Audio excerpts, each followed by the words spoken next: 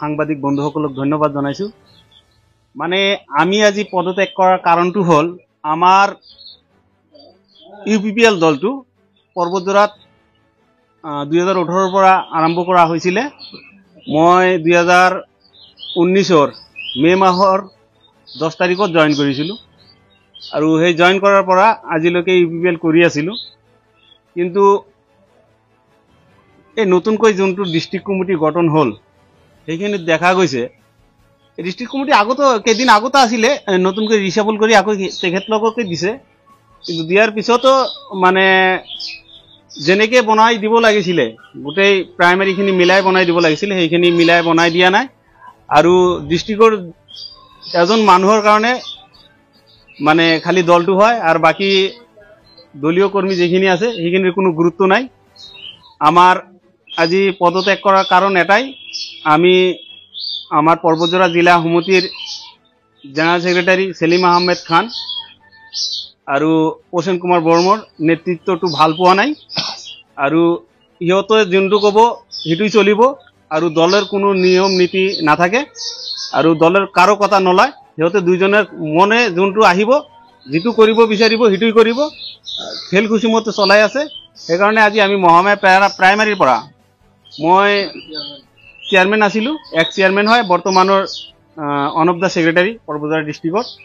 আজিৰ পৰা মই পদত্যাগ কৰিলোঁ। আমাৰ যিখিনি আমাৰ মহামায়া প্ৰাইমাৰীৰ দলীয় ৱৰ্কাৰ আছিলে, যেনে এখেত আছিলে ডিষ্ট্ৰিক্টৰ মেম্বাৰ, এখেতটো চেণ্ট্ৰেলৰ এখেতটো ক'লেই আপোনাক, আৰু প্ৰাইমাৰীৰ এক্স প্ৰেচিডেণ্ট ছেক্ৰেটাৰী আৰু SCCL এক্স প্ৰেচিডেণ্ট ছেক্ৰেটাৰী আৰু এনেকে মোটামুটি 75জন মানুহ আমি আজি দলৰ পৰা পদত্যাগ কৰিলোঁ। আপোনালোকে ইউপিপিএল দলৰ প্ৰথমৰ পৰা কৰ্মকৰ্তা হৈ আছিলে, আজি পদত্যাগ কৰাৰ কাৰণটো কি?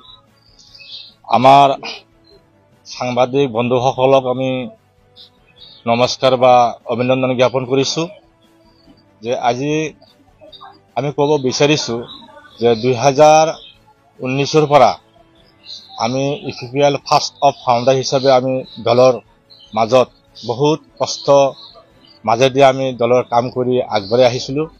কিন্তু আজি তাৰিখত আমি ইউপিপিএল দলৰ পৰা আমি কেন্দ্ৰীয় সংখ্যালঘু পক্ষৰ উপসভাপতি হিচাপে পদৰ পৰা আমি পদত্যাগ কৰিব বিচাৰিছোঁ।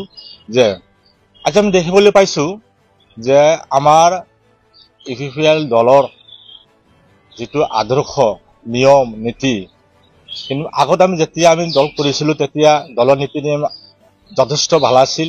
কিন্তু এতিয়া আমি দেখিবলৈ পাইছোঁ দলৰ কোনো ধৰণৰ নীতি নিয়ম নাই, বিশৃংখলাভাৱে এই দলখন আমাৰ বিটিআৰত চলি আছে। কিন্তু আৰু এটা কথা ক'ব বিচাৰিছোঁ যে আমি কেন্দ্ৰীয় সংখ্যালঘু মাইনৰিটি চেল হিচাপত আমাৰ বিটিআৰ চৰকাৰে আমাৰ মাইনৰিটি বিভিন্ন অঞ্চলত যিখিনি প্ৰতিশ্ৰুতি দিছিল, আমি মাইনৰিটি দুখীয়া অঞ্চলত ৰাস্তা ঘাট কালভাৰ্ট তথা মছজিদ বাউণ্ডাৰী মাদ্ৰাছা আৰু বিভিন্ন ধৰণৰ কাম কাজৰ ক্ষেত্ৰত আমি বিৰত হৈ আছোঁ। কাৰণ আমাৰ বিটিআৰ চৰকাৰে আমাক বহুত ধৰণৰ প্ৰতিশ্ৰুতি দিছে, এই প্ৰতিশ্ৰুতি আমি সংখ্যালঘু ৰাইজৰ মাজত আমি পালন কৰিব পৰা নাই। তাৰ কাৰণে আমি দুখিত হৈ আছোঁ যে আজি এইখন দলত আমি যদি থাকোঁ তেনেহ'লে আমাৰ সংখ্যালঘু মানুহৰ যে অভিযোগ, যিখিনি আমাৰ পাবলগীয়া অধিকাৰ, সেইখিনি আমি তেওঁলোকক আমি খতম কৰি দিব নোৱাৰোঁ। মহামায়া বিজেপিৰ পৰা কেইজন মানুহে আপোনালোকে পদত্যাগ কৰিছে? মোটামুটি 70-75 জন হ'ব। আজি আপোনালোকে দীৰ্ঘদিন ধৰি ইউপিপিএলত জড়িত হৈ আছিল, আপোনালোকে মেইন মিটিঙত কৈছিল যে ইউপিপিএল নেতৃত্বাধীন চৰকাৰে মাইনৰিটিসকল বা বিভিন্ন জনগোষ্ঠীক মানে সম অধিকাৰ দিব। হঠাৎকৈ আপোনালোকে কিয় আজি মানে আপোনালোকৰ প্ৰেছ মিট দিব লগা হ'ল? আমাৰ বিটিআৰ চৰকাৰে যিখিনি প্ৰতিশ্ৰুতি দিছিল বিভিন্ন জাতি জনগোষ্ঠীৰ বিটিআৰ চুক্তি হিচাপে যিখিনি অধিকাৰ দিব লাগিছিল সেইখিনি অধিকাৰ দিব পৰা নাছিল, তাৰ কাৰণে আমি দুখিত। আপোনালোকে হয়তো উন্নয়নৰ কথা কৈছে, আপোনালোকে পৰ্বতজোৰাত ইউপিপিএল দলৰ কোনো ধৰণৰ উন্নয়নৰ মুখ দেখাবলৈ মানে পোৱা নাই নেকি? পোৱা নাই।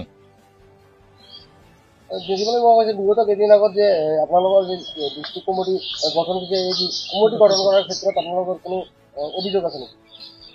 আমাৰ কেন্দ্ৰীয় কমিটিৰ নিয়ম হিচাপত আমাৰ পৰ্বতজৰা জিলা কমিটিখন যেনেকুৱা ৰিচিভল কৰিবলগীয়া কথা আছিল তেনেকুৱা কৰা নাছিল। কিন্তু আমি দেখিবলৈ পাইছোঁ যে দলে যদি আদৰ্শ নিয়ম যদি সঁচাকৈ যদি আছিল, কিন্তু আমি দেখিবলৈ পাইছোঁ যে পৰ্বতজৰা জিলা কমিটিখন এখন প্ৰাইমাৰীৰ পৰা 2জন ছেক্ৰেটাৰী কেনেকৈ সিহঁতে পদত নিযুক্তি দিব পাৰে। ইয়াৰ কাৰণে আমাৰ পৰ্বতজৰা জিলাৰ বিভিন্ন দলীয় কৰ্মীসকলে মনক্ষুণ্ণ হৈ আজি ইউপিএল দলৰ বিভিন্ন পদৰ পৰা পদ কৰিবলৈ সিহঁতে সন্মুখীন হৈছে। মোৰ নাম বিৰাম চন্দ্ৰ বৰ্মন। মই মহামায়া প্ৰাইমাৰী কমিটি ইউপিএল দলৰ প্ৰাক্তন সাধাৰণ সম্পাদক, বৰ্তমান জিলা কমিটি পৰ্বতজৰাৰ সদস্য হওঁ। কিন্তু এই জিলা কমিটি